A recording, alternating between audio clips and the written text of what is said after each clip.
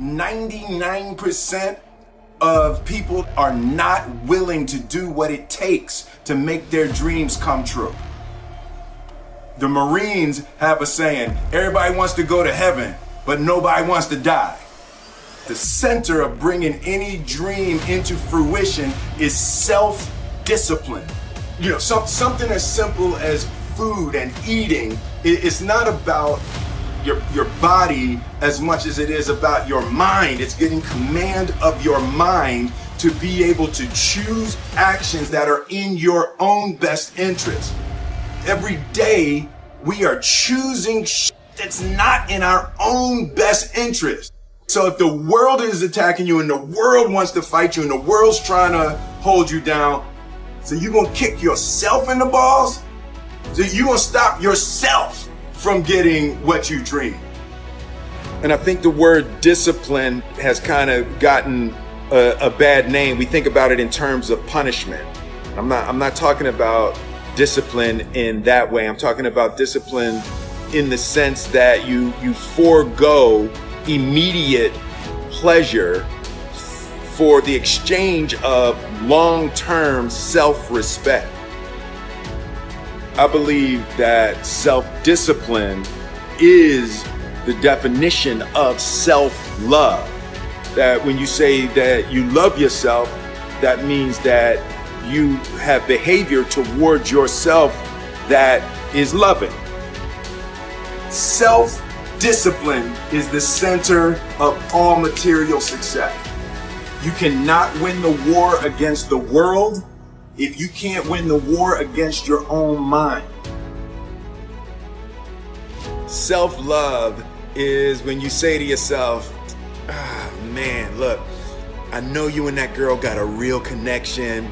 I know y'all vibe, but that's your girl's cousin. So I love you too much to let you do that. It's like you say to yourself, hey man, look, I know you want to eat that pizza and it'll be really good, you know, but I can't let you eat that, man, because if you eat that pizza, you're going to feel like shit, you know, and I love you too much to let you eat that. Self-love is, hey, look, I know you got a test on Monday, you know, and I know you really want to go out with your friends. It's Saturday night, you want to go out, but if you fail that test, you're not going to feel good about yourself. You know, I love you too much to let you go out tonight. Self-discipline is self-love. If you want to be happy, you have to love yourself, which means you have to discipline your behavior. The road to sustained happiness is through disciplining your behavior.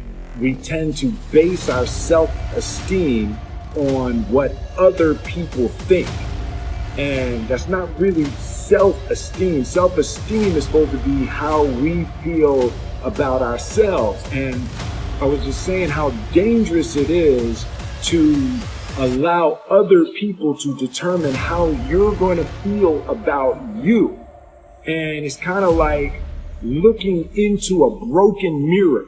You're going to look in a broken mirror and then change your face to try to look good in this defiled, busted, broken mirror.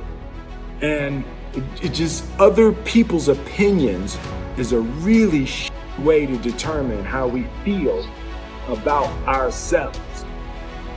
It don't matter whose fault it is that something is broken if it's your responsibility to fix it. For example, it's not somebody's fault if their father was an abusive alcoholic, but it's for damn sure their responsibility to figure out how they're going to deal with those traumas and try to make a life out of it. It's not your fault if your partner cheated and ruined your marriage, but it is for damn sure your responsibility to figure out how to take that pain and how to overcome that and build a happy life for yourself. Fault and responsibility do not go together. It sucks, but they don't. When something is somebody's fault, we want them to suffer. We want them punished. We want them to pay.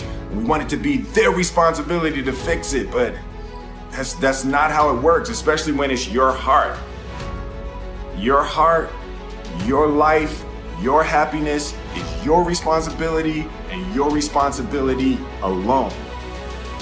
As long as we're pointing the finger and stuck in whose fault something is, we're jammed and trapped into victim mode. When you're in victim mode, you are stuck in suffering. The road to power is in taking responsibility.